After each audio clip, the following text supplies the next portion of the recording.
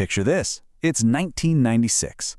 A massive storm is raging over Princeton University, and in the middle of it, one scientist is about to risk everything, his career, his reputation, maybe even his own mind, for a breakthrough he thinks could literally crack the code of human consciousness. This is the story of that night, and the birth of a wild new science, visual subconscious mapping. So our story really begins with this simple observation from the night watchman, Bob Green. Now, he's used to Dr. Heinz Gruber. The guy is like clockwork, leaves the lab at the same time every single night. But seeing him show up in the middle of a torrential downpour, clutching a fistful of papers, that had never happened before. Yeah, something was definitely up tonight. I mean, you have to wonder, right? What kind of sudden idea, what kind of earth-shattering discovery could possibly drag a meticulous man like him out into a hurricane at 3:30 in the morning? That's really the question that kicks this whole thing off. All right, so let's follow him inside. He's soaked to the bone, but he's finally made it to the doors of his lab. Inside, the security guard, Bobby, he can't believe it.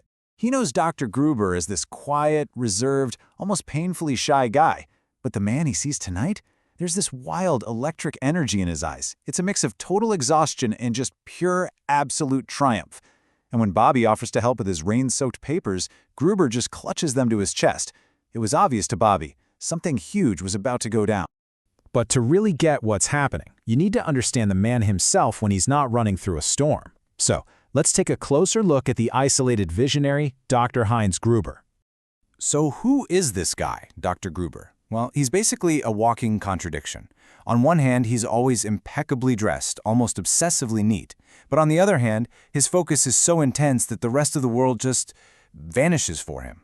He's the kind of guy who can make you feel like the center of the universe one minute and then walk right past you the next like you're a ghost. He's a true solitary genius, with a mind that's always working. And you know, it's one thing to be a lone wolf personally, but professionally, he was completely on an island. His colleagues at Princeton looked at his work and pretty much dismissed it as esoteric nonsense, a total waste of time and money that would never lead to anything real. He had to put up with the hushed silences and the scornful looks. He wasn't being paranoid. He was just an outcast for daring to research something nobody else believed was possible. So, where does all this crazy research actually happen? Let's follow him down into the basement of the research building, to his inner sanctum, the VSM laboratory. Forget what you think a lab looks like. This place is a chaotic jumble of humming and whirring machines, all custom built. And right in the smack dab middle of all this tech is a plush leather recliner. How weird is that? Above it, this complex headset and a web of wires hang down from the ceiling. And off to the side, there's this strange metal box with 10 little lights, labeled Stage 1 all the way to Stage 10. Yeah, this is definitely not your average university lab. So what's the deal with all this gear? What has Dr. Gruber been pouring 7 years of his life and his entire reputation into building down here in this basement? It all comes down to something he called visual subconscious mapping, or VSM for short. Here's the core idea, and it's a wild one. Gruber believed our subconscious doesn't communicate in words, it speaks in raw symbols and images. His machine was designed to be the ultimate translator. It used sound waves and electromagnetic pulses to bypass our brain's conscious filter and turn those deep-seated symbols into actual images you could see on a screen.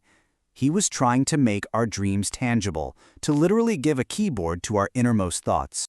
But why? Why go to all this trouble? For Gruber, the answer was simple. He saw the human mind as this constant war going on inside all of us. On one side, you have our limitless potential. On the other, you have all the deep-seated fears and traumas that hold us back. For him, VSM wasn't just some neat science project. No way. He believed it was the key, the only key to finally winning that war inside ourselves. And this, right here, shows you just how massive his ambition was. This wasn't just about looking. Step 1, open a direct channel to the subconscious. Step 2, pull out the raw data, the symbols, the memories, the core programming that makes you, you. Step 3, let your conscious mind analyze all of it, like a programmer debugging their own code. And the final absolutely mind-blowing goal, to use that knowledge to actively delete our worst traits, fear, self-doubt, anger. He wasn't just trying to understand humanity, he was trying to upgrade it. Which brings us right back to where we started. On this stormy night, with his life's work finally complete, Gruber is getting ready to run the very first human trial. Now, you can't just go poking around in someone's subconscious without a few ground rules. The university's ethics board was very, very clear.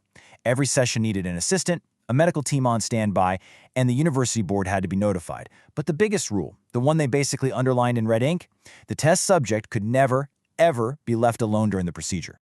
And tonight, in the early hours of July 26th, the test subject was Dr. Heinz Gruber himself, and he was about to break every single one of those rules. No assistant, no doctors, no one knew he was even there. Just him, alone with his machine.